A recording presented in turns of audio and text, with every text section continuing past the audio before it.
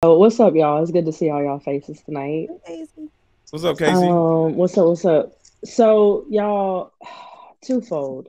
Okay, when I was scrolling on social media today and I saw this clip, um, my heart like dropped because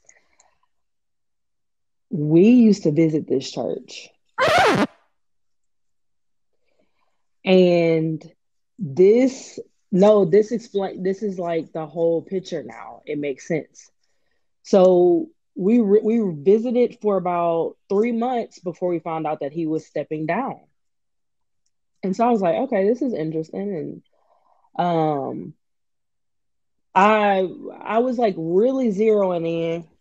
My husband had come maybe 60 to 70% of the times. A couple times I went by myself. So um he stepped down. And at the time I was like, okay, what's going on? It seemed like this congregation is building, but I really appreciated how he delivered his sermons. Like I was really appreciating the environment. Like it was a whole lot of like multicultural, a lot of young families, a lot of young professionals. I really enjoyed the congregation and the community in itself, right? But I found out he was stepping down. Okay. So then I realized, okay, he was stepping down to start this podcast, and his social media page literally started the following month from last January is when he stepped down. So it's been almost a year now. So it inched along. I thought at those visits, I thought that it was very like just real down to earth. Inch along is hilarious. This has been a slow, steady climb, and I've looked at some of the chat. This has been a slow, steady climb of building an audience, um, pandering, um, clickbait. This is not who I saw a year ago, right? And the pastors who took his place are totally not with what I'm seeing with him. So and they were under him. So this is crazy to me, and I'm in shock because this is like the third one. Who's the other pastor in Tulsa who just had something with the Michael simulated? Todd. Yes, did y'all see that with the What? masturbating Oh, Yeah, all wait, these no. trendy, this they're week? trendy pastors. This They wear week their hair different and they start dancing around and shit. Yeah, it's trendy. he did the video game post, and then he came right behind it with the masturbating in a dark room with a, and he had similar like white stuff dripping from his mouth, like he ejaculated on his own mouth. Mhm. Okay, that's all been this week. So the two of them this week. So And he threw some in his brother's face. I don't know what that was, but That was hey, Michael Todd that who wasn't his spit. brother. That wasn't his he brother. spit on his Yeah. brother or So the something. two of Yeah, them are they like just fighting do for all this attention. crazy shit in order to get likes and views Yeah. and stuff. Yeah. So the what he's saying, I think, is pandering. Thank you. Ironically, okay, I also do agree that men do have fragile egos. I feel men internalize criticism a little bit different than young girls are grown up with, and how we don't internalize as much.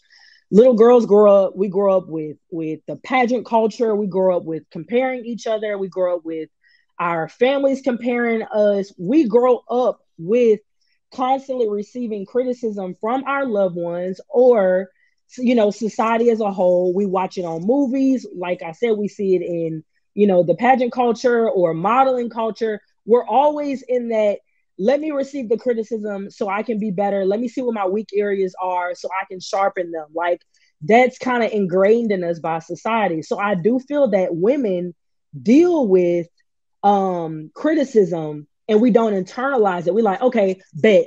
You know what I'm saying? Like I kind of feel like women have that about them. On the Huh? flip side, on the flip side, with some women, on the flip side, I feel that men, especially high achieving men who are not used to criticism, do have, or might have, I'll say might have fragile egos because they're used to being maybe that alpha male in their pack of wolves, their pack of friends, or within their own community or society.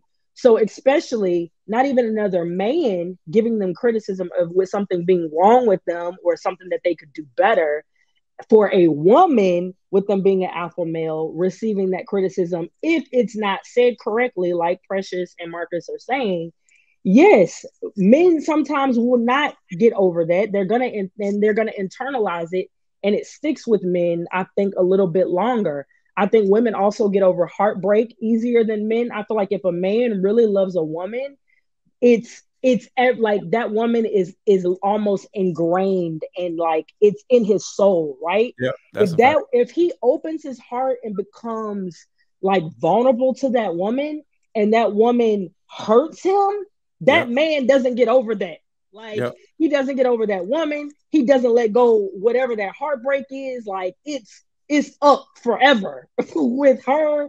That memory is gonna stick with them. They're not gonna be like, oh, okay, I loved you, but on to the next. I'll find somebody else to love. Like, no. So yes, I do believe that men have some men. I'll say I'm gonna say all. We're not gonna talk about all, but I feel like some men, especially high achieving alpha men, can have fragile egos. Dependent if they lack humility, it's gonna be hard for them to have that listening ear to receive that information of, oh, you feel I can do this better?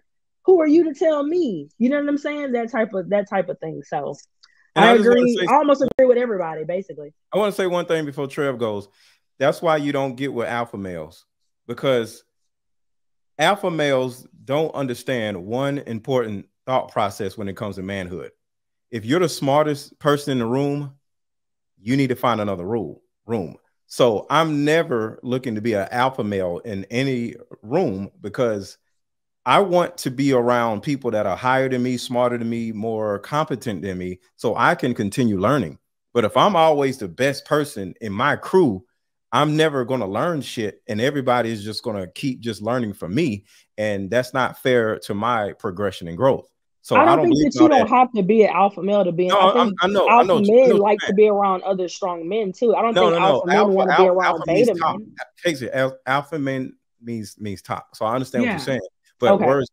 words mean something. And I'm Yeah. always looking at the audience. The people in the audience, stop trying to be an alpha male. It's stupid. All right. You can be a confident man. You could be a sigma man, but stop with all this alpha shit. Because just like what Casey said, if you are this alpha male, you can't take criticism. So, which means alpha men actually think like women to a certain degree. Because who else can't take criticism? A damn woman. Go ahead, Trev. Yeah, I agree with you on that. That's one of the biggest weaknesses of an alpha male. They're extremely secure and they're very dependent on what others think. That's so. I'm getting back to the point where we are shaming average men. So if a woman actually met a man and he was 5 inches, right?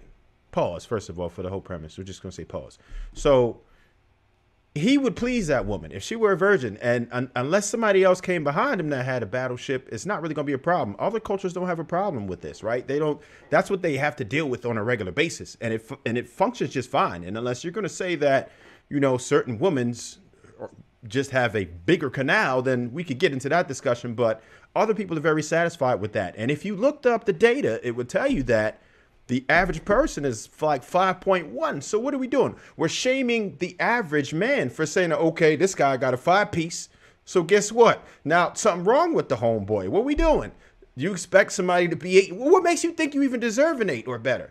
Like, what are we doing? We're shaming the average man again, just for being average. And that's something that particular person can't help, right? If you say, oh, this guy's bald. Oh, this guy's short. Oh, this guy got a little Peter.